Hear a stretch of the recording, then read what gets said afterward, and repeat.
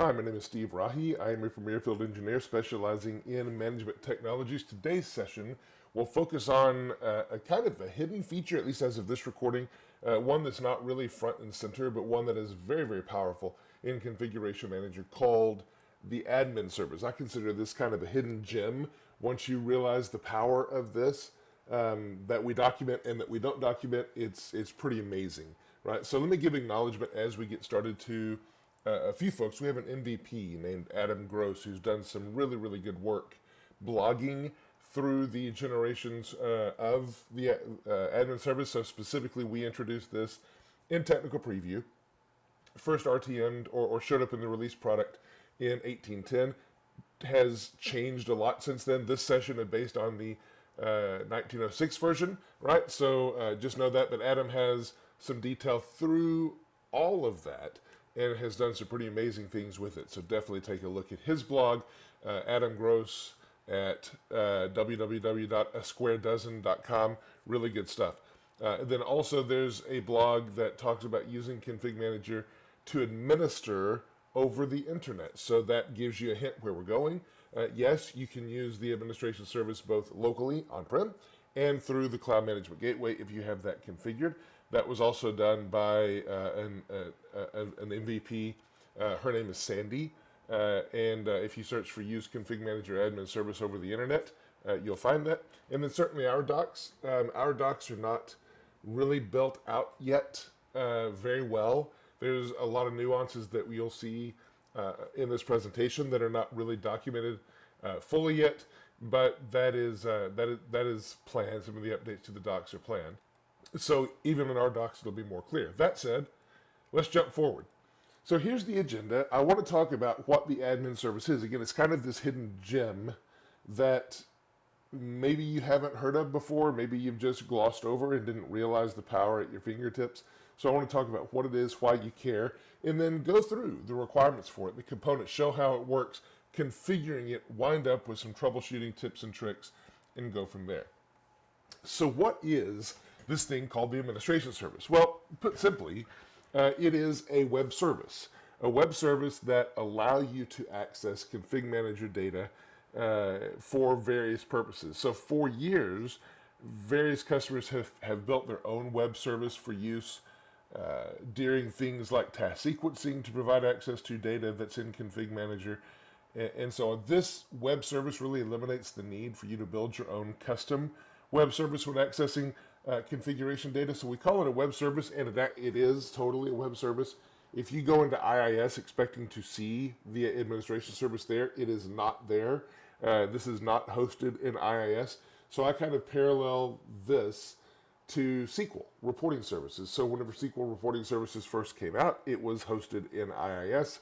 Now, if you look at modern versions of SQL reporting services, you will call SQL reporting services through your browser, just like you always have. But if you go into IIS, you will not find SQL reporting services there at all. Same thing here, right? We kind of self-host the administration service. So the administration service, being a web service, provides access to data. How do we actually get that data? The answer is through the REST API. Web service totally based on the REST API. So the same URL format to interact with the API. This does run as a service, which I will show you in a little bit, right? Now, read only, and notice I put an asterisk there. So if you look at our documentation, the documentation calls out that we are supporting read only, and that is absolutely true, right? But the admin service is a whole lot more than read only. If you just go look at Adam Gross's blog, he provides several beyond read only examples for what you can do with the admin service, and we'll certainly expand the capabilities of the admin service beyond read-only and document that whenever we support it. There's a lot that you can do. Just know your mileage may vary right now if you're using beyond read-only, but the interesting thing, and you'll see one of these things, one of these examples coming up, is even in what we have supported today, we are using the admin service for beyond read-only, and I will show you that as well. So just be aware. And then the question, is this a WMI replacement? And the answer to that is Yeah, we'll see where that goes. It's kind of complicated, but you can definitely see the direction to use the admin service instead of WMI in places. So there's actually two, kind of to preview a little bit, two what are called routes with the admin service. One is called the WMI route, and this is where the administration service is basically a wrapper around the existing WMI functionalities. Then there's another route called V1, and this is where the administration service supports its own native implementation of config manager providers, which doesn't rely on WMI. And this is what you will see in a minute, where the ConfigMan console leverages this route, if you will, to do things beyond just a WMI call. Right, so it's a limited section of the Config Manager console for now, but definitely I'll show that to you here in just a second. So that's what the admin service is. Now, why do we care? Well, having the ability to use something like the admin service to easily access config manager data is huge, right? Being able to really enrich your deployments, your management experience by accessing live data. Examples might include task sequence variables, right? Application approval workflows, which you will see those both in just a minute, right? Application options to support operations, right? So if you want to access or provide data access for third parties, let me give you a specific example where this comes to play. So there's a customer, a service provider that I've been talking with, who has as a vision to supply a service that will basically host Config Manager for a number of different customers. So they envision having hundreds of Config Manager implementations for customers that they would want to manage and so on. They don't want to have to click into every single one of these instances to manage them. They don't want to have to get data from each one of these instances manually. And so we've been talking about using the admin service to connect programmatically and pull data using one of their back-end management process to automate a lot of this. It's a perfect solution for being able to do this. Another example might be database access. Through the years, many organizations have basically wanted to provide config manager data access to various groups for reporting purposes and different things. This has often been done by replicating the config manager database maybe to an external service, maybe using the data warehouse service point. Those are okay options. I definitely prefer the data warehouse service point. But this is now another one. If you want to provide your colleagues, your teams, access to config manager data, but not necessarily give them access to the console, directly don't want to install the console on their system, then this is an option, right? This is an option for sure. Secure connections. So the administration service is accessed using an SSL connection over port 443.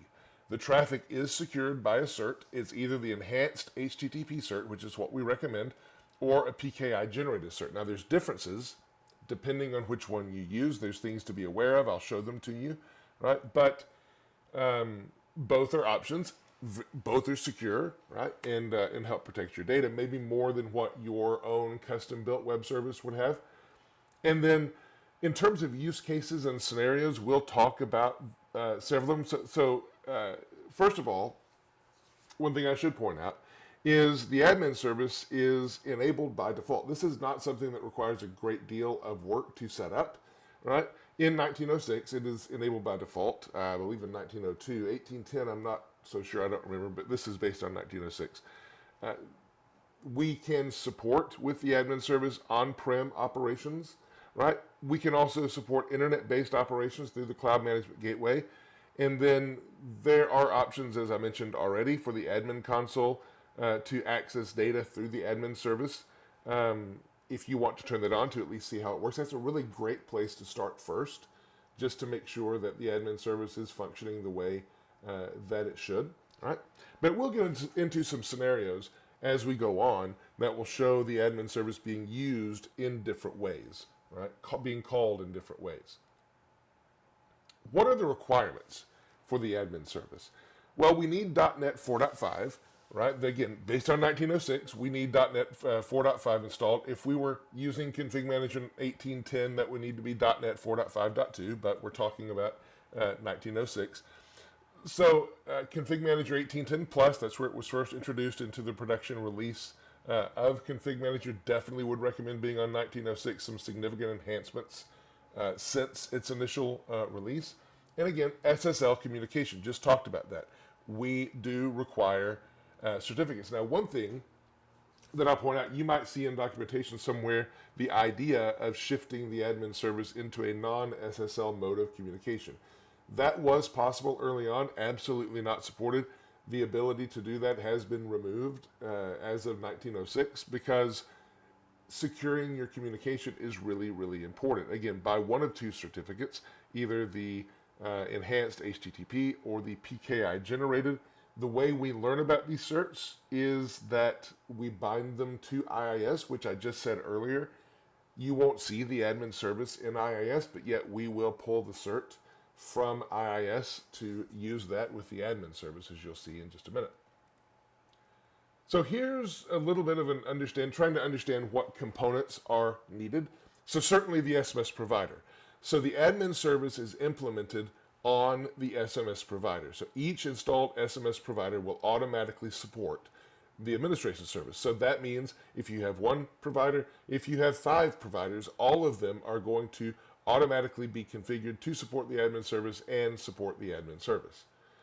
So you need the administration service itself. So that actually is a component of the executive, right?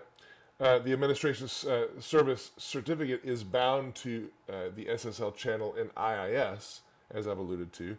And then again, just to call back to the administration service is kind of self-hosted. It's not hosted directly through IIS. So not really a component of the admin service, but really, and not really a requirement for the admin service to work. But if you're going to use the admin service, you need to have something that will call the admin service to provide data. And that list of somethings can be really whatever you imagine it to be. Some of the things we'll talk about that I'll show you in the session would be accessing the admin service through the browser, accessing the admin service through PowerShell, using Power BI.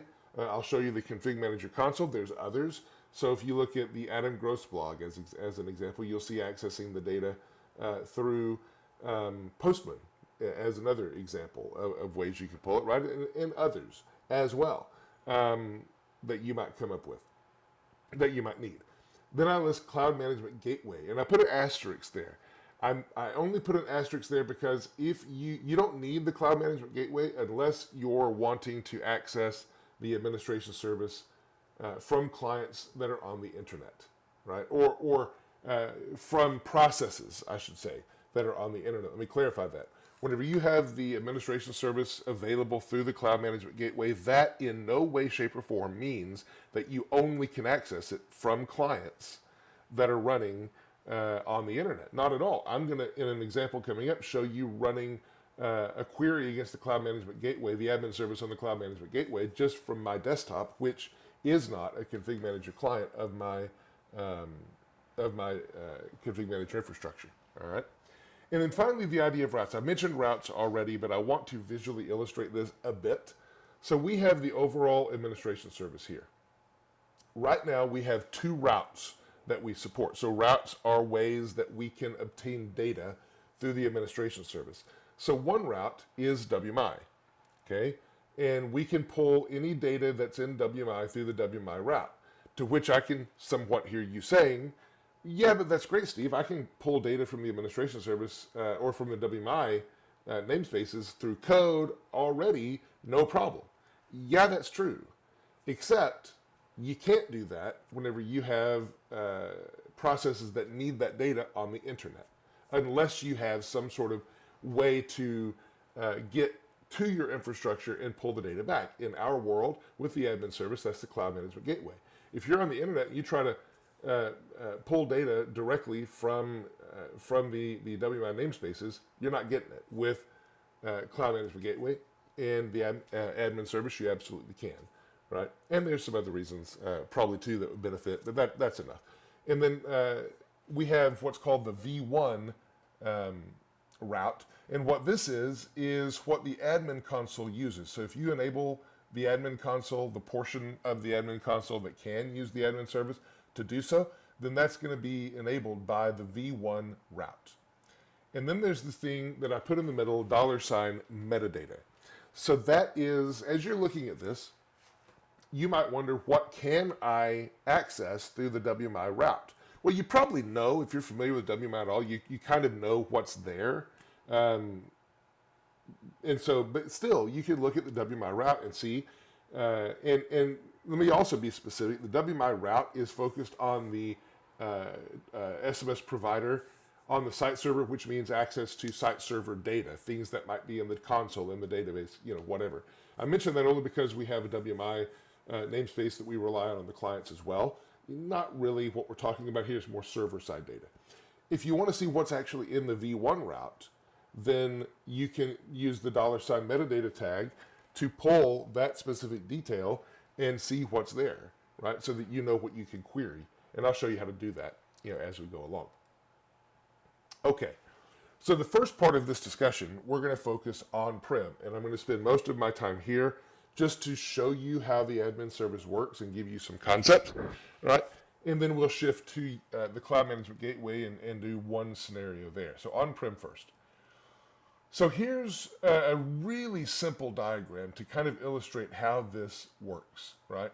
So with on-prem, you either have an administrator who is interacting with the admin service to retrieve data. You might want to be pulling that through browser, through script, through the ConfigMgr console, whatever. And that admin needs to access the data, right? Now, how does the admin go access that data? Well, if you're in the browser or if you're in a script, then you need to know how the admin service is accessed, right? If you're using the ConfigMgr console, we already know how to access the admin service, and actually that's a good place for you to learn how to access the admin service through looking at the calls that are made from the ConfigMgr console and recorded in the admin service log, which I'll show you in a little bit. But right here, I just try to, I give you this URL format to show you how you would make a call to the admin service on-prem. So you would provide the FQDN name of your server. Now, certainly if you're on the server, you can use localhost, but if not, you'll provide the FQDN of your provider server, the one hosting the admin service, then admin service, and then provide the route. That's either going to be WMI or v1. And by the way, these are case sensitive, right? Be aware. And then provide, submit the request. So if you're in WMI, that might be SMS_collection as an example. So again, case sensitive, capital SMS_C collection, right?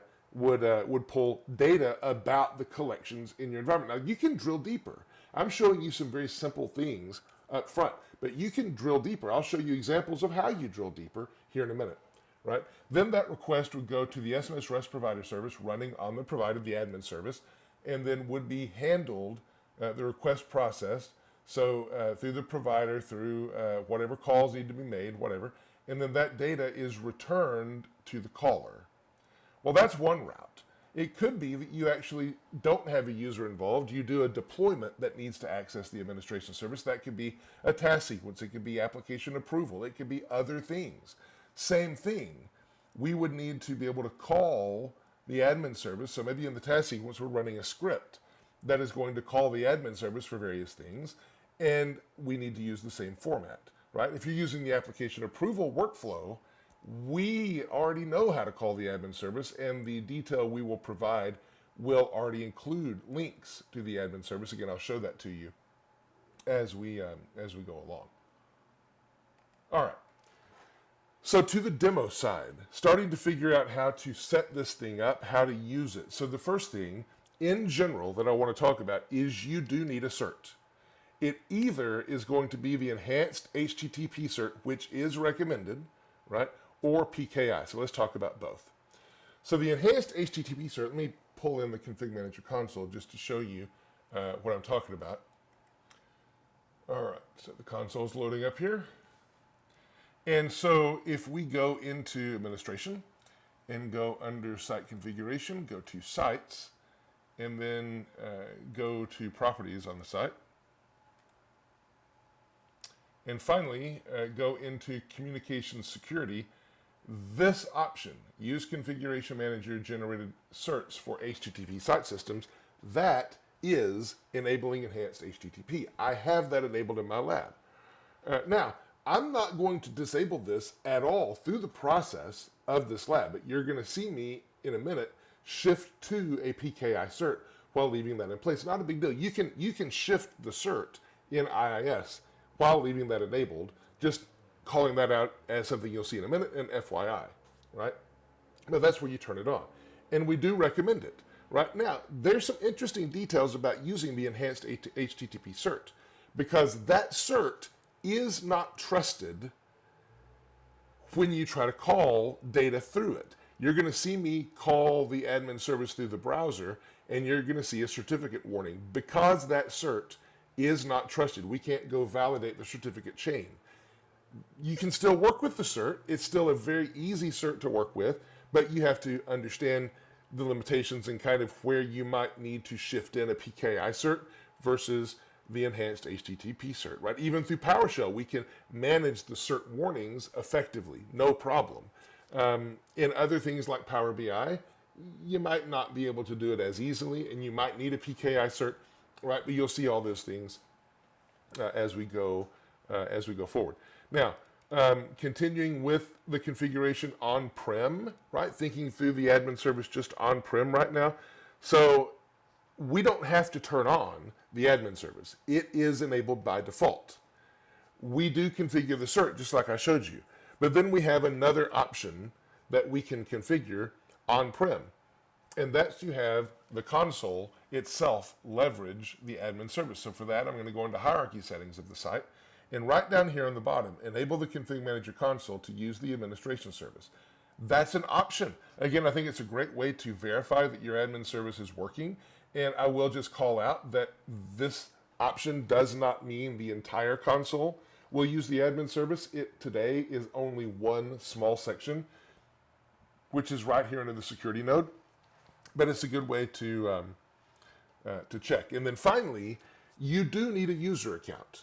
And so that probably is such a simple requirement that it's easily kind of breezed past. But you definitely need a user account that has rights to Config Manager. If you don't, then that user account cannot access data, right? And on-prem, that probably already maybe exists, maybe not. Like if you have other user or other peers that want to use the admin service, then you would need to grant them the rights in Config Manager. Don't have to give them a Config Manager console, but definitely need to make sure they are users in Config Manager. Okay, so let's get rid of that. Now, the fun stuff. Let's actually go see this work. Okay, so scenario one. Did I? Yeah. Not yet for scenario one. So I want to get into the basics of this and just show you this thing working with the two routes, the WMI route and the V1 route. So let me pull up a browser. I'm going to pull up a browser, and very simply, I'm going to go in and call the admin service. So this browser is running on my machine. So let me just, I'll do it both ways. HTTPS. And you already see that I've got some things there. SA1 dot, can't type and talk at the same time. And then I'm going to call admin service. And very simply, I'm going to call the WMI route and hit enter. Right now, this is the cert problem I was telling you about, right? You will get this, and it's because I'm currently using the enhanced HTTP cert, and you see that I cannot go forward at this space, right, because of it. Well, instead, what I'm going to do to give me a little bit of a different experience where I can go forward is I'm going to use localhost. All right? And so now I have the ability to continue onto the site, and I get a JSON that's presented, and I'm looking for just the WMI route. Basically everything that I can access through WMI, I open it up. It's got a lot, as you can see, with the spinning circle there, but these are all the different routes that I can access through the WMI namespace. And if you're familiar at all with WMI, you already know the detail. Now, if I want to present this in a nicer format, I can just go out here and put on the metadata tag, right? And it's going to dump out in a much prettier, more readable format all of the information in the classes, the properties, everything that I can call through the WMI route. Well, since that works, then it's easy enough to go through and do the same thing. Come on. No, it's going to make me do it again. That's fine. It's easy enough to go through and call the V1 route the same way. If the thing will catch up. Come on. Okay, good. There. Call the V1 route the same way. And so now this is the data that you will see in the V1 route, which is what supports the admin console. So here's console administration, different things, reporting. Here's CM pivot status, different things. You can kind of get a hint as to the kinds of things you might be able to call beyond read-only, with certain ones of these already. User application request, all of these different things. A lot smaller of a list, but those are the items that are supported right now with the admin service. All right. Pretty easy to call, right? But all this data yet is at your fingertips. So very cool. Now, let's go work through a couple of scenarios so we can see how this works, some of the limitations, whatever. So I just showed you how to call the admin service. I'm not going to go through the simple details again, but I will call one more. So let me pull the ConfigMgr console back in, right? And pull back up the browser, and I will stick with localhost. Easier to type to. And admin service. And WMI. And this time I want to list out the collections that I have in ConfigMgr. So easy as that. I get the same warning, continue to website, and now I get the same JSON that I can open up. And here are all of the collections in ConfigMgr. And this is not easy on the eye to read, but if you're managing this with PowerShell or whatever, you can just have PowerShell sift through the list and do some different things there, and easier, right? So that's kind of calling. It's really pretty easy to call the admin service through a website. Again, the only challenge I have is that I'm getting a certificate error, but I've explained that and easy enough to continue. Now, how do I do this in PowerShell? Well, I'm going to show you two ways. Let me get rid of this. So I'm going to open up ISE, and I am going to run this as an admin. All right, cool. There's two scripts. First is this one. Open. So this is a very easy PowerShell script, right? I actually pulled this off of Adam Gross's blog, as I recall, just as an easy example. So here, the first thing I'm going to do is I'm going to get credentials. Why? Because, again, the user account is critical for ensuring that you're able to access the data through the admin service. Then I've got my hard-coded site server name right there. And then I'm telling, as $function, what area of the admin service I want to access. Then I'm putting it all together here. And I'm using the invoke REST method to call it all and passing in my credentials, right? And then I just display the result. So let's go run that and see how it works. So I'm going to hit run. It's going to pop up a credentials box, and I'm going to put in my local credentials. And this should be valid in ConfigMgr. I'm going to hit enter. And now I get an error message. The error message says the underlying connection was closed, could not establish a trust relationship for the SSL TLS secure channel. Why in the world might that be? Well, you guessed it. It's the cert, right? I'm using an enhanced HTTP cert. It's the same problem that I saw in the browser, except in script. I can't click bypass, right? I have to handle it a different way in the script. So let me show you how I can engineer the script to handle it a different way. Open up this version of the script right here with certificate bypass. So this is the exact same script from this point forward. From line 19 forward, it's the exact same script, except, well, I was messing with this a little bit for the Cloud Management Gateway. Neither here nor there. I will get rid of that because I have a different script. For the Cloud Management Gateway, I forgot to delete that. Not a big deal, it was a comment. But anyway, the script's the same. The only thing that's different is up here. I pulled this example from this blog. Again, you can do this how I wouldn't recommend using this in production, right? But let me explain it. So what happens is this section of the script basically says it doesn't matter what kind of cert validation results are returned, just accept them all, right? So if you get a failed cert validation, just go ahead and flip that to say that everything's fine. Trust all cert policy, right? And then you're good. Now, you can do this a couple of different ways. I do this in this script in this way just because it's easy, and no matter what the cert is, it will come back and return okay. In a production environment, I don't recommend that. You would want to more hone in on the enhanced HTTP cert and only allow the cert to be trusted if you know it, right? That way you protect your environment against unauthorized certs or whatever. But for demo, it's easy. And so let's just go ahead and run this again. I'll clear this out. And now I'll run this with the cert bypass. And I'll get the same prompt. And now, because of this cert bypass, I call the admin service and I get a list back of all the collections. And you can see the detail here, and you see the list of collections that come out. And so easy enough, right? Easy enough to bypass a cert, to use it, and so on.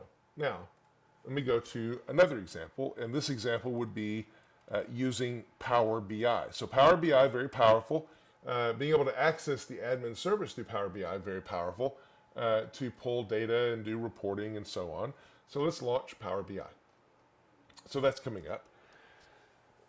And as soon as I can, I'm going to select on Get Data to pull up my data connection. All right.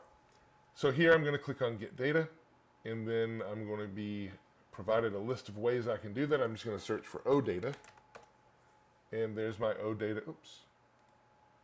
Try that again. Get Data, or let's try OData again. There, let's click on it, go. And so it's going to ask me for a URL. So I'm just going to type in my admin service URL.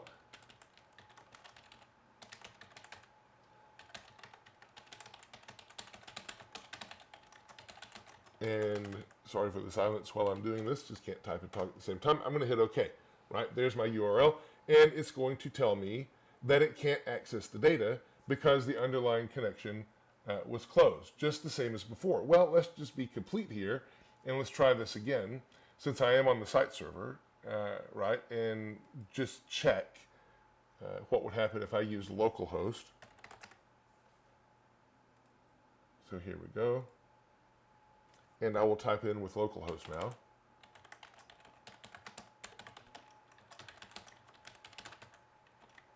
There we go. And same thing, right? Same problem. Can't do it. So here's the thing. With Power BI, we've actually reached a place that I don't know of an easy way to bypass the cert.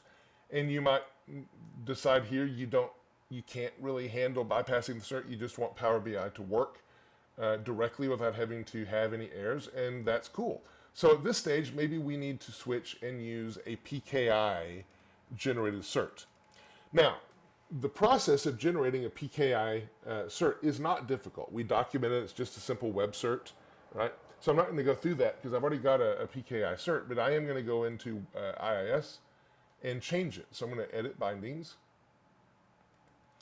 And here is my SSL port. I currently am using the enhanced HTTP cert, and I'm going to change it to this one because I know that is my PKI cert. I can confirm it by viewing it and going to details. And then here, this is server application. Here's the template web cert for admin service that I created, so I know it's the right one. And I hit OK, no problem, right? But by simply doing this, the admin service has not picked up that cert. In order to pick up the cert, you need to restart the admin service, and I'm going, since it's a component of the executive, I'm just going to go into the registry here, component, executive, etc., provider, SMS REST provider, and say that I want the requested operation to be a stop. stop. And then the admin service will stop. Great, it's already stopped. And then I want to restart it. Great, the admin service is running. So with that, I've actually asked the admin service to restart. It's going to go pick up the third-party PKI cert. I can confirm that in the SMS_REST provider log as soon as it loads.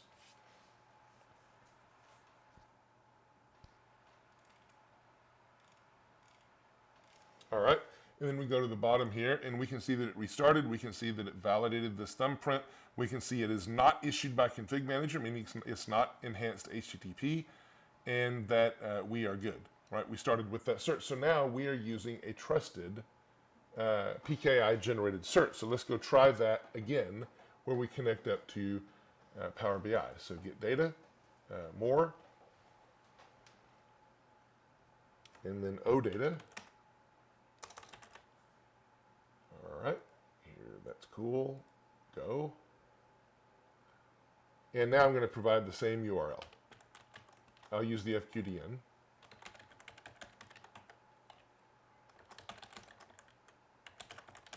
And now, if we hit OK, we'll process for a minute, and that's all fine. I don't really care. Just connect. Let me retry. Let me close and reopen Power BI. 1 second, I'll be back. Okay, so relaunch Power BI, hitting Get Data. I will go find OData again. There we go. Connect. And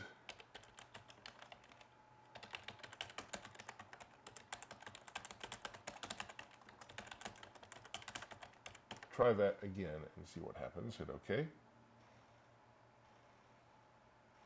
And this time it's going to work, looks like. So I've pulled up the data out of the V1 channel. Now I could go build whatever I wanted to, right, and do whatever Power BI dashboard I wanted to. I'm just showing this to you as an example, right? It's an option. You can get this data. You can use it for all sorts of different purposes, right, without problem. All right, so that's various ways that we can access the data in the console. There's other ways, you could even use, as Adam Gross blogs about, you can call data with CMPivot. There's actually a really interesting scenario that he did in his blog where you can use CMPivot to not only understand problems on a client, but then use scripts to go remediate those problems all through the admin service. So really, really cool stuff. Definitely recommend going to check it out. How about scenario 2? So this would be where we're actually calling the admin service through something like a deployment. So here, a task sequence. So let me show you what I'm going to do here. So basically, here's the script that I want to run. This is the cert that is going to, again, trust all communication, all certs. I'm not going to block anything. I don't need it, really, because I'm using my PKI cert now, but I'm still going to use it as part of the script. And now here's the section of the script that will go and pull the boundary information out of the admin service. Notice that in the script now, I'm passing my username and password, and I've blacked out the password so that just because I obviously need to keep that secret. But here's the thing. So what can you tell by looking at this? I'm passing a local on-prem username and password, right? Here's the other thing that you might look at. You might look at this and say, well, Steve, I'm glad we can call this admin service through a task sequence, but I don't want to have to hard code my username and password into a task sequence. And I totally agree, and I totally get it, right? I did this here for convenience. If I were doing this in a production environment, I would use maybe variables to pass down the username and password in a secure way, right? There's a couple of different ways you can implement that depending on your environment and where you are and so on. But this is on-prem, so that would be how I would do it, would be using variables in that scenario. So this is just for convenience and to show that within the task sequence, I can code in the credentials, either hard-coded in the script or pulled from variables in the task sequence in a more secure way, and use those to call the admin service. Right? So let's actually go see that work. So here, I'll show you what I have built. It's not very exciting, right? It's just going to call the admin service from a task sequence. So here, though, I have my task sequence. This is a non-imaging task sequence. You could do this just as well with an imaging task sequence. I'll edit that, and here's my run PowerShell script command. That's the script that I just showed you, and that's all it's going to do. It's just going to run this script. I have this deployed already, so let me go grab the machine where it's deployed. All right, so here is one of my machines. Here's the task sequence. I'm going to go ahead and run that. I've run it before. I'm just going to go ahead and reinstall it so you'll see it do its thing here. So there it goes, and it's running the script. Let me go ahead and pull up the SMSTS log here. So here's the SMSTS log. It finished. And this isn't very exciting, but let's just go back in the TS log where we ran that. So scrolling back up. Scrolling back up. Here's running the PowerShell script, exit code of 0. Nothing really in here to tell you that we interact with the admin service except this line, because I told you the PowerShell script was going to run and pull data about boundaries. So I know that that ran. Now, how do I know that it was successful? Well, pretty easy. The way that I go check that, let me close all that down and pull this away. Pull the admin console back in. The way that I check that is to look at the admin service log itself. And the admin service log is where we record all communication with the admin service, right? We'll look at this log a couple more times coming up, really important stuff in here. And so letting that load, we can tell the last entry here was asking for detail about SMS boundary. We see the user that was using the task sequence and submitting that forward was me, because I was running that on the system. And then this is a GET request, right? A GET request. And again, the reason this was there is because I'd hard-coded that into the script, that it's a GET request. So we'll come back to that in a minute. In fact, let me leave that open, and I'll pause it for a moment, and minimize it.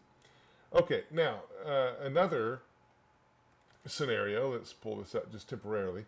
Another scenario would be if you wanted to run a script. Now, basically, I'm going to take this same script and run it against the admin service using the scripts node of the console. So here is what I'm referring to with that. I've got a script here, and what I'm going to do is go to my device, my test device. Let's use the same one, and right-click Run Script right up here, and choose it. Okay, so I'm going to hit Next and Go. Right, and the way that I know that the script is running is I will pull back in the test client. Here it is, and go to the logs, and I will see a scripts log. So I'll go pull that open, and I can see that the script is running. In fact, it just finished up, right? And results are sent, and it was successful. Again, that's really the only thing. I can translate that to the GUIDs and so on if I want to, but that's the way that I would know that it ran and that it ran successfully. So let me pull this out of the way, and I will also close that because it hasn't received notification yet. That's okay. But again, scripts, really easy example. You can use the high-speed notification channel either on-prem or even through the Cloud Management Gateway, which we haven't talked about yet, to run a script on a client. And then maybe you have, in a scenario where you would run a script, you have clients that are maybe in different configurations. You don't know what the configurations are, but you know which ones you need to control for. And so you would let the admin service run, or the script would call the admin service to actually pull back the detail maybe that you need, and then you would take actions based on that, right? So there's so many examples of where you could use the admin service to get some of the detail that you need, right? Very, very important stuff. Okay, so scenario 4 now is the ConfigMgr console. So I told you the ConfigMgr console itself could be engineered to use the ConfigMgr or the admin service. Let me show that to you one more time. I already showed it to you, but let's make sure we understand where we enable that is in hierarchy settings, and right here, right? And then once we do that, it's only these nodes here. Oh, by the way, I didn't show you. So let me re-enable this. So the log proceeds, and so this is the script. That's not the script. I might have missed it. Where did I go? Either way. So the script ran through the admin service and called this, but I might have anyway. So it did work, right? I'll minimize this again. One of the things while I'm in here, though, I'll tell you. So this one, you can see that it's calling in and so on. These are not requests that I made. These are requests that the service itself is making to ensure its health. It is healthy, right? So it does periodically self-check. Okay, so back to the topic at hand, the admin console. So it's only those areas under security right now that are supported for the admin service. And so what I want to do is pull up the log and kind of put it to the side. We'll come back to it. And I'm going to just access a node, security roles. So there it goes. So I accessed it. And so you see the log rolled forward, and you see that it's accessing the metadata values from the admin service for the security node and passing that forward and sent back the request, and everything was good, and request came back, right? So the point is, this section of the console uses the admin service. But let's look at something again, call something out specifically for one of these requests. Notice that this is a GET request. So I mentioned as we started that we do support read for the admin console. We don't support beyond that yet, although it is very possible to do, except that we ourselves are already using the admin service beyond just a read, right? So let me go down to security scopes as an example. All right, so I have a test one here. I'm just going to remove it. I'm going to say delete, yes. And so if I then go to my admin service log and go to the latest transaction here, then notice that this now is not a GET request, it's a delete request. If I go and add a security role back, or a security scope back, it would then be a post request. So those are definitely not just read-only requests, they are editable requests, or requests that edit data. And so very clearly, already, the way we use the admin service, we are doing beyond just read requests, all right? All right, so let's go on and see what's next. So scenario 5. Here, I want to show you the application approval. So the application approval workflow is not really what we're talking about here, but the fact that you can use the application approval workflow with the admin service. Specifically, if you configure, let me just show you. If you configure a deployment to require approval, right? Let me go find that. Again, not about so much the approval workflow, but just showing you kind of end to end. If I go to application management and show you an application that requires approval, so this one is the only one I have deployed. So I did say, here's my deployment to require approval. Right here, administrator must approve the request. Now, when you're going through the wizard to set this, one of the options you get, if you have it configured, well, even if you have the new application workflow approval request enabled in your console, which is a feature, right? There are two options: the standard application approval workflow, which just puts your approvals over here, or the new one where you can actually include email. So in addition to having the request over here, you can have the approver receive an email asking for approval. And whenever you set this up through the wizard, you can supply the email address that you want to send those approval requests to. Far too much that I wanted to go into, but still for completeness. And so I sent this out to a device and asked for the application to be installed. So I have an approval request that I've sent to myself, and I did get an email. Let me show you that email, right? So this is just a standard email address requesting approval, and there's links down here for the approver to either approve or deny. But notice whenever I click on this, it's actually giving you a URL to the admin service, right? Depending on what action you want to take. So clearly, pretty easily, the admin service is being used here to get that done, right? Cool. Building on this, so I mentioned these are simple examples that I've shown you trying to illustrate how this works and the options, but building on this, here's some additional examples. of how you can use the admin service. And believe me, this isn't even touching the hem of the garment. But being able to retrieve devices, we've seen this format, no problem. We're just going to call this WMyClass SMSR system. But you don't have to just get a list of machines.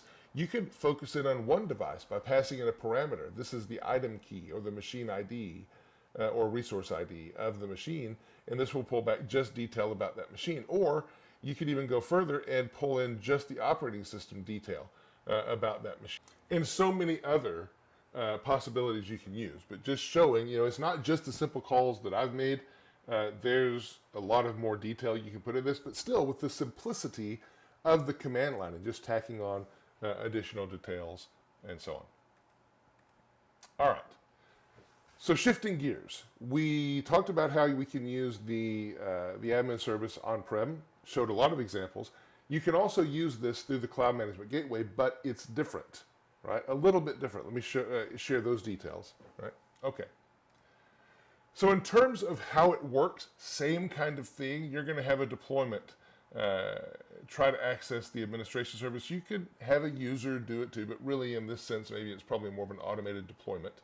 Is going to go through Azure, through the ConfigMgr Cloud Management Gateway, and submit the request to the admin service. We're going to get the response back and forward it back. But notice this.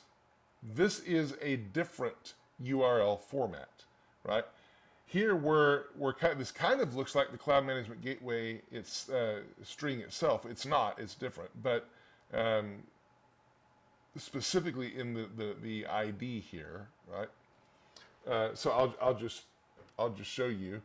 Well, I won't show you, but that number would be different. If you look in the network tab of the control panel applet on a client enabled for the CMG, that number is not the same. But either way, you would submit this as a URL whenever you're making a request to the admin service through the Cloud Management Gateway. So that's one difference, right? Now, in terms of other differences, so I want to show you this. So let me pull back in the ConfigMgr console. Over here. There we go. So we haven't talked about enabling the admin service to work through the ConfigMgr or through the Cloud Management Gateway. So if I go up to Servers and Site System Roles and then pick the server that hosts my Cloud Management Gateway, or my provider, sorry, right here, SMS provider, and then just go to Properties on that provider, there's a checkbox, Allow ConfigMgr Cloud Management Gateway Traffic for admin service. I enable that, and that permits the traffic, but there's some more concepts I need to understand. So there's a concept of administration service endpoints. We've talked about the on-prem endpoint so far, right? There's two of them, on-prem endpoint and a Cloud Management Gateway endpoint. The on-prem endpoint handles all requests for on-prem traffic. You call this endpoint when you're on-prem, right? All the examples we just discussed uses the on-prem endpoint. Now, if you're accessing data through the Cloud Management Gateway, then you need to use that endpoint. Handles all of the requests from the internet, right?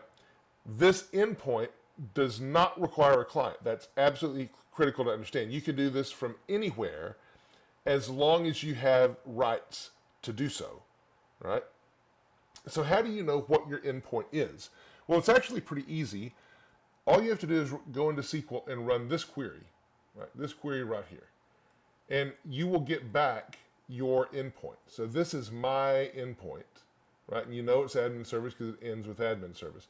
So if I'm actually calling the admin service through Cloud Management Gateway, I have to use this endpoint. Now, another bit of detail, so you have to have this, right? So we'll use that in a minute. Another bit of detail. You're calling the admin service through the Cloud Management Gateway. In order for the Cloud Management Gateway to operate, the Cloud Management Gateway needs a couple of different web applications when you configured it, the client app and the service app, right? You will also need to supply that detail when you're calling the admin service through the Cloud Management Gateway. I'll show you how I did that in script in just a minute, but before I get there, let me show you the applications configured in my Azure environment. All right, so pulling that in. So here, if I go to Azure Active Directory, you will see the app registrations that I have. Okay, app registrations. And so there's the service app and there's the client app. We need to access both. And so here's my my client app. Here's my service app. So let's look at both. So here's my service app. And what I will need is the application ID and also the URL, right? Application ID or the client ID and the URL, right? And then if I go back to my client app, then there's a tag I need to add for authentication. It's right here, right up here. This needs to be enabled for authentication, right? To pass through from the admin service to the cloud management gateway and so on.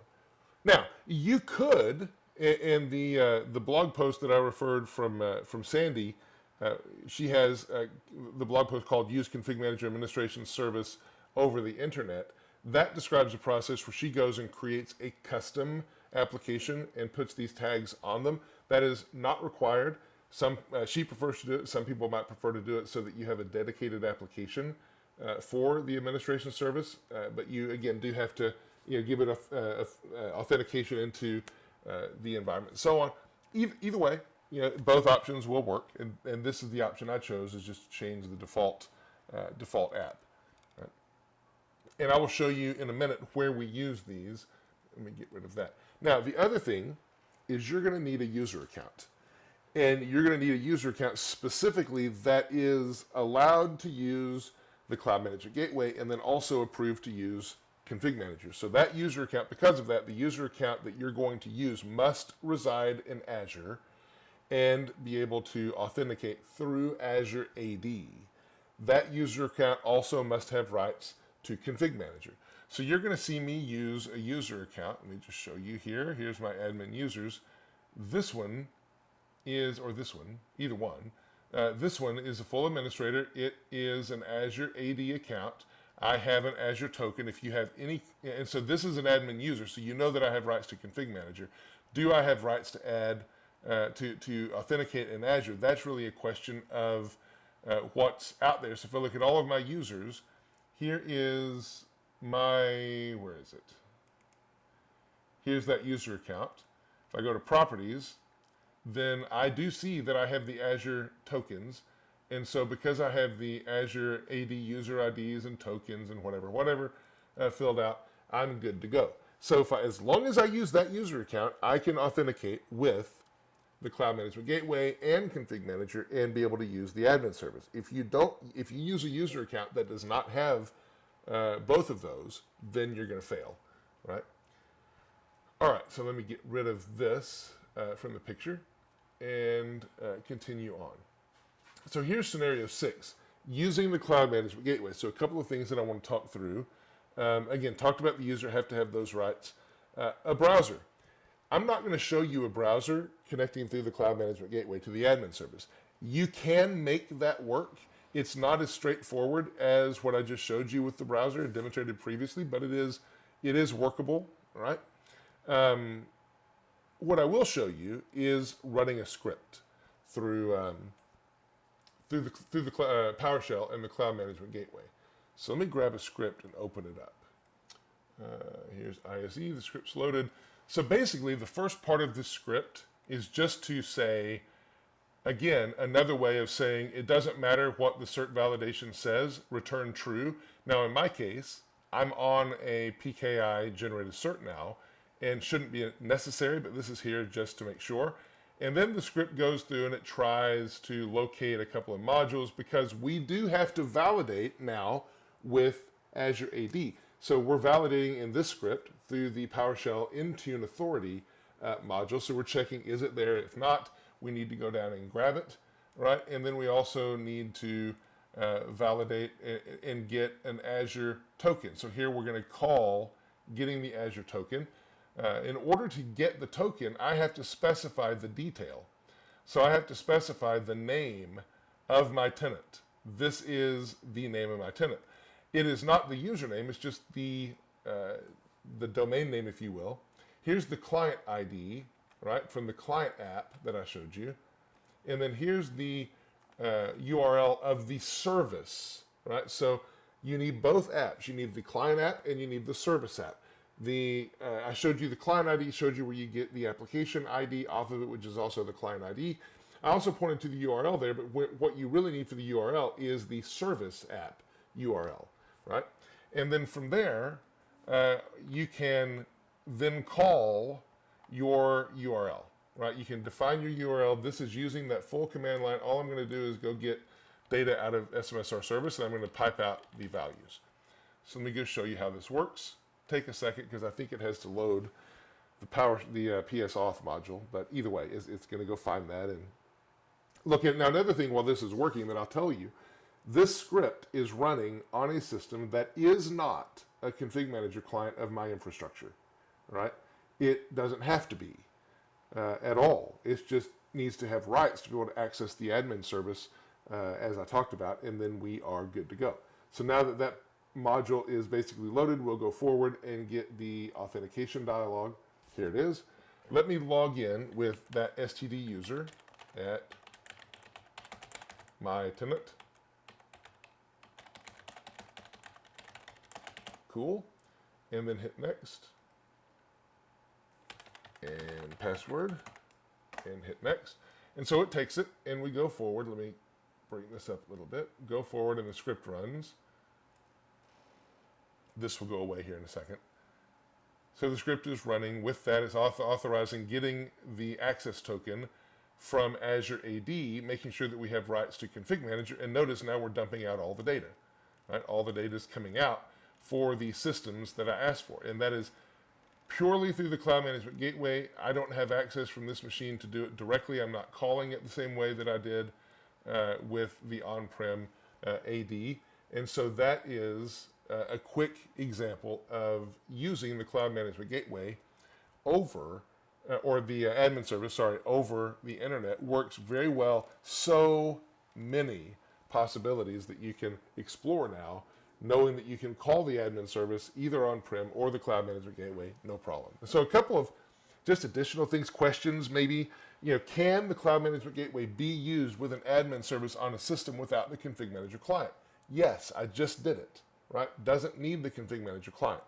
I'll call back to that scenario with the organization that's going to host config manager for a lot of folks. The way they get their service details and do their automation is through the admin service, but they don't have that automation running on-prem in all of those instances. They have it running through the Cloud Management Gateway, just like I showed you, to get the detail, interact with the service, and so on. And then another thing, what type of scenario might exist where it would be advantageous to use the admin service without the client? Well, that's the one I just told you with the company that's building the config manager hosting example. And then, all of the examples that I showed, I wouldn't say all, but most of the examples that I showed for on-prem, those are workable through the Cloud Management Gateway as well. The only difference is you would need to have authentication to make sure the user has the AD token, and then you would need to use the revised URL format. All that said, starting to wrap up. Troubleshooting tips and tricks. So a few things I want to kind of walk through and show you. In fact, I'll just pull in the lab as we start to wrap up. Logs, okay? So you've seen a couple of them already, right? I showed you the SMS REST provider log. So this basically is going to log the setup of the REST provider. Whenever I shifted certs, and let me actually go do that back now because I need to shift it back for some other things. So whenever I did this, right, and shifted certs, I'm going to go take this back to that one. Okay, and close. That didn't give me the warning I was expecting. Let me try to make sure I did the right one. Ah, that's why. This is the one. Role. Config. Yeah, that's what. So now I get the warning because of the trust not being there. And so that's cool. And so now I just need to go through the registry and restart the service again. So I'll show that to you.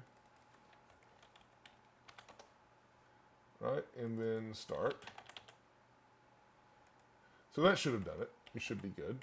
All right, and so the SMS underscore REST provider log will show the service and the health of the service and what's going on with the service. And just like I showed you before, this is going to show me now that I'm using the enhanced HTTP cert again for the service, right?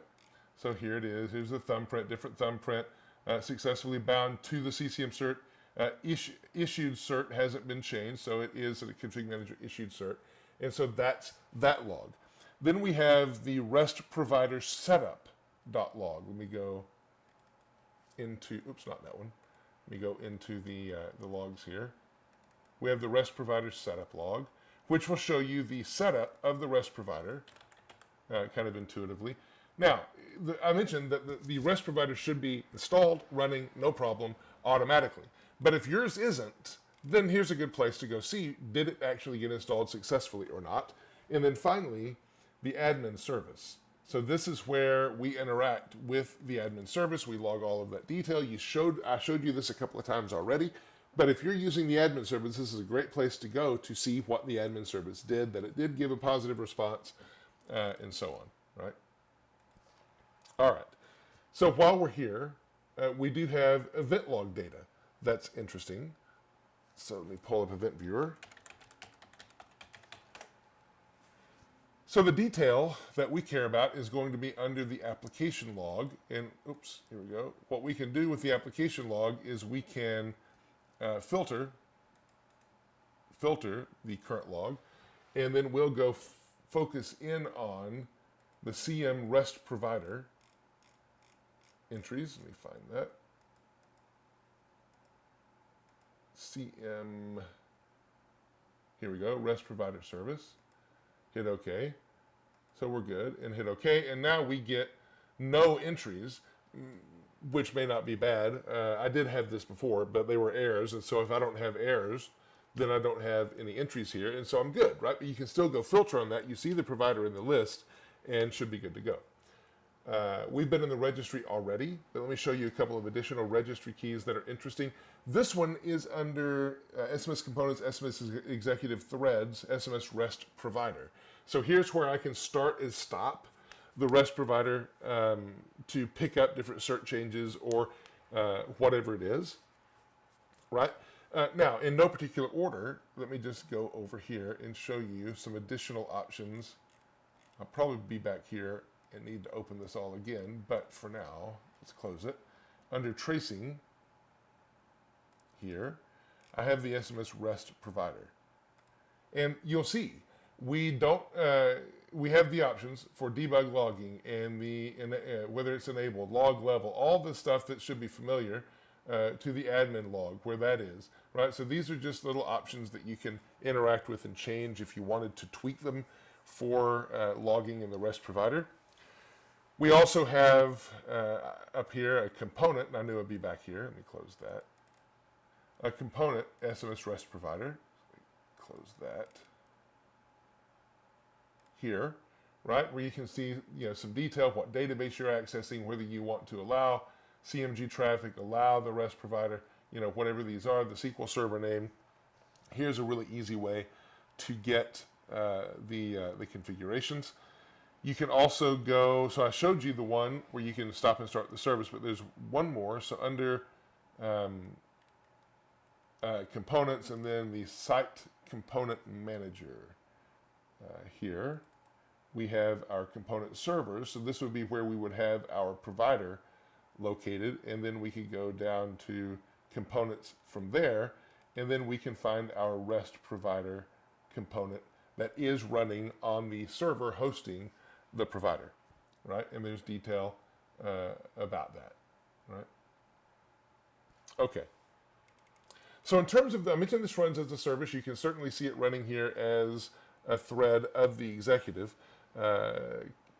Couple of details about the service. So if I go into the ConfigMgr install directory, right? So program files, ConfigMgr, and then go under bin x64. Then we have the CM REST provider folder. And these are the key files. Well, all of them are key, but here are the service files, right? And so you can actually see the REST provider running. If I go to Task Manager, you can search for SCCM under Details. So SCCM, I just had it. Scroll up there. Provider graph is the service running. So again, if yours isn't working, make sure that you actually have the service running here. And speaking of these, you see a config file. You can go through and see what all the config settings are for the REST provider service. Definitely don't change anything without being absolutely sure what you're going to change and why you're going to change it, right? But that's there. A question might come up, already mentioned it, but just to be sure, what happens if you install additional providers? Well, the answer is then every provider you install will have the ability to have the admin service accessed through it, right? And then the last thing that I'll show you here in the console is monitoring. So you can monitor the health of the provider with system status. So let me go to system status and then component status. And then under component status, we have the REST provider. Probably staring right past it. Let me EQR there. REST provider, we see that it's okay, but we can interact with this and get status messages for it just like we can anywhere else in the system and so on, right? So that's it. I mean, the REST provider, the admin service, same thing. Very, very powerful component of ConfigMgr, something that I think would solve many needs and that a lot of ConfigMgr admins will be interested in. The documentation that we have currently is not detailed enough, I don't think, to help folks understand all the usage scenarios. That's where, hopefully, this presentation, the blogs by Adam Gross and Sandy, so on, will be helpful. So with that, we will wrap it up, and I will just wish you happy admin service utilization, and we'll talk to you next time.